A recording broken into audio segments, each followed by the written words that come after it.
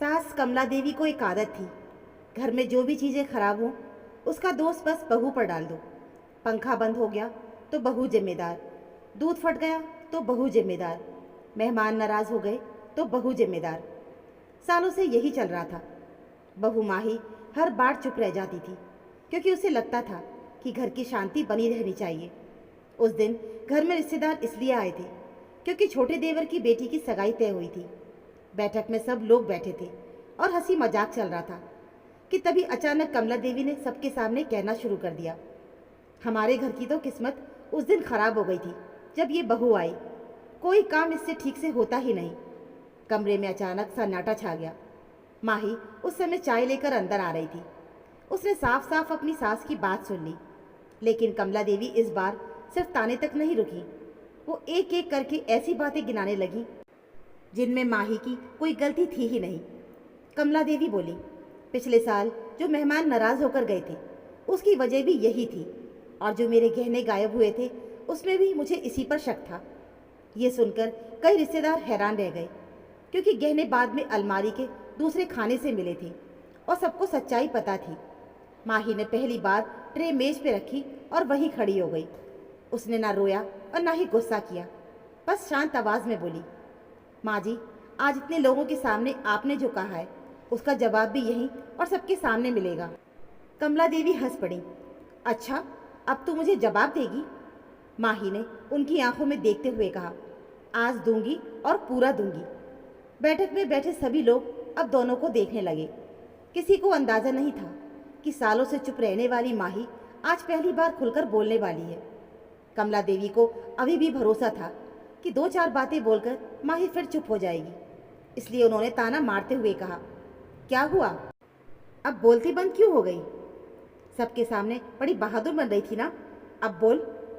माही ने धीरे से कहा, मैं सोच रही हूँ कि शुरुआत कहाँ से करूँ, क्योंकि आपने तो इतने सालों में मेरे नाम पर इतनी बातें जोड़ दी हैं कि एक दिन में सब गिनाना मुश्किल है। ये सुनकर कुछ रिश्तेदारों के चेहरे पर मुस्कान आ गई तो कमला देवी का चेहरा कस गया। माही ने सामने बैठे बड़े ताऊ जी की तरफ देख कर कहा, ताऊ जी, आपको याद है पिछले साल जब आपके आने पर माँ जी ने कहा था कि मैंने जानबूझकर खाने में नमक ज़्यादा डाल दिया है? ताऊ जी ने तुरंत कहा, हाँ याद है। माही बोली, उस दिन खाना मैंने नहीं बनाया था, माँ जी ने खुद बनाया था, क्योंकि उन्होंने कहा था कि बड़े रिश्तेदारों के सामने सिर्फ वही खाना बनाएंगी। कमरे में बैठे कई लोग एक दूसरे को देखने लगे। ताऊ जी ने फिर सिर हिलाकर कहा, हाँ अब याद आया, उस दिन तो भाभी ही रसोई में थी।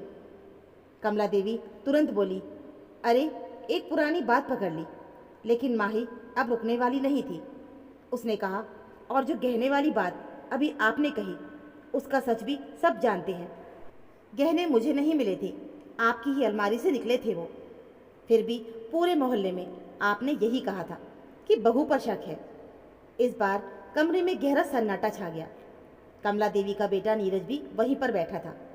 वो सालों से माँ और पत्नी के बीच फंसा रहता था, लेकिन आज पहली बार उसे महसूस हो रहा था कि माँ ही सिर्फ अपनी सफाई नहीं दे रही, बल्कि उन बातों का वो हिसाब मांग रही है जो उसने बिना गलती के झेली थी।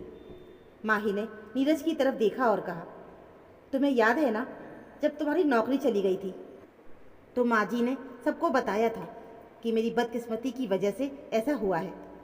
नीरज ने धीरे से सिर झुका लिया। उसे याद था कि उस समय भी माँ ही चुप रही थी, जबकि उसने ही अपनी सिलाई कढ़ाई के काम से घर का पूरा खर्च संभाला था। अब रिश्तेदारों के बीच फुसफुसाहट शुरू हो चुकी थी। जो लोग हमेशा कमला देवी की बात को सच मान लेते थे, वो पहली बार कहानी का दूसरा हिस्सा सुन रहे थे और सोच में पड़ गए थे। कमला देवी को महसूस होने लगा कि माहौल उनके हाथ से निकल रहा है। उन्होंने गुस्से में कहा, बस बहुत हो गया बहू, बहू होकर तू मुझे सबके सामने कटघरे में खड़ा कर रही है।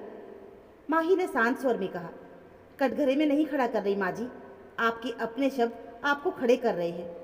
आज बस फर्क इतना है कि मैं चुप नहीं हूँ। ये सुनते ही कमला देवी का चेहरा लाल पड़ गया। उन्हें पहली बार लगा कि जिस बहू को वो हमेशा दबा हुआ समझती थी वो अब पहले जैसी नहीं रही। उन्होंने ऊंची आवाज में कहा, बस कर माही, बहू होकर अपनी सास की इज्जत उतारने में तुझे शर्म नहीं आ रही? माही ने उनकी तरफ देखा और पहली बार उसकी आवाज़ में ऐसी दृढ़ता थी जिसे सुनकर सब चुप हो गए। इज्जत की बात आप कर रही हैं माँ जी। इज्जत तो तब उतरती जब किसी बेगुनाह पर झूठे इल्ज़ाम लगाए जाते हैं, जब हर गलती का दोष एक ही इंसान के सिर मढ़ दिया जाता है। रिश्तेदार अब खुलकर कमला देवी की तरफ देखने लगे थे। तभी बड़ी चाची बोली, भाभी एक बात तो सच है, हमने जब भी इस घर में कदम रखा है बहू को ही काम करते देखा है, लेकिन तारीफ हमेशा आप अपनी ही कर लेती थी। कमला देवी को जैसे करारा झटका लगा हो।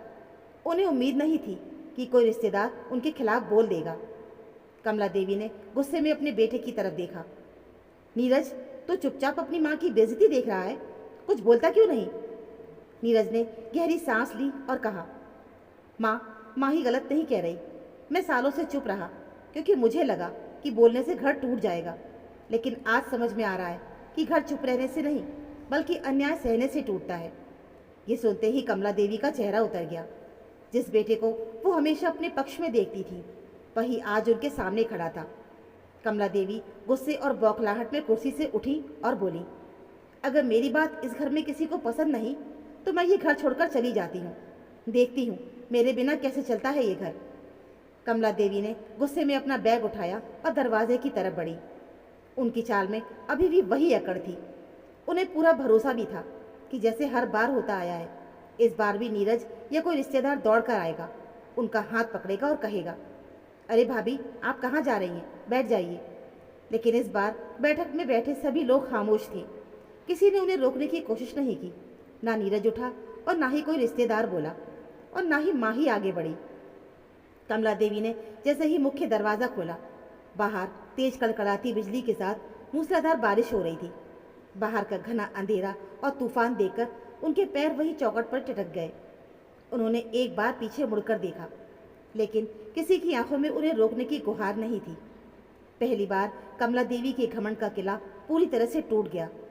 उन्हें एहसास हुआ कि जो डर और रौब उन्होंने सालों से बना रखा था, उसकी वजह से आज वो अपनों के बीच ही अकेली पड़ गई है। बाहर जाने की ना उनमें हिम्मत थी और ना ही अंदर आने का अहंकार बचा था। वो वहीं दरवाजे की चौखट पर ही बैठ गई और फूट फूट कर रोने लगी। माही चुपचाप उठी और कमला देवी के पास गई और उनके हाथ से वो बैग ले लिया। माही ने उन्हें सहारा देकर उठाया और शांत आवाज़ में कहा, माँ जी, ये घर आपका है और हमेशा ही रहेगा। आपको कोई इस घर से नहीं निकाल रहा, लेकिन आज से इस घर में किसी की हुकूमत नहीं बल्कि सबका सम्मान चलेगा। अगर आप दूसरों को इज्जत दे सकती हैं तो ये घर आपका स्वागत करता है। कमला देवी ने भीगी आंखों से माही को देखा। जिस बहू को वो हमेशा नीचा दिखाती थी, आज उसी ने उन्हें बिखरने से बचा लिया था। उन्होंने माही का हाथ थाम लिया और रोते हुए बोली, मुझे माफ़ कर दे बहू, मैं इस घर की मालकी बनने के चक्कर में कभी माँ नहीं बन पाई।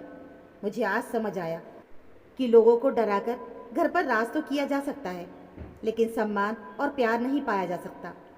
नीरज ने आगे बढ़कर अपनी माँ के आंसू पोंछे। कई सालों के बाद पहली बार घर में एक ऐसी शांति फैली थी जिसमें डर नहीं बल्कि एक अपनापन था। दोस्तों, घर कभी भी किसी एक इंसान की हुकूमत या रौब से नहीं चलता। घर तब बनता है जब वहाँ रहने वाले हर सदस्य को, चाहे वो बहू ही क्यों ना हो, पूरा सम्मान और आदर मिले। रिश्तों की डोर डर से नहीं बल्कि आपसी सम्मान से मजबूत होती है।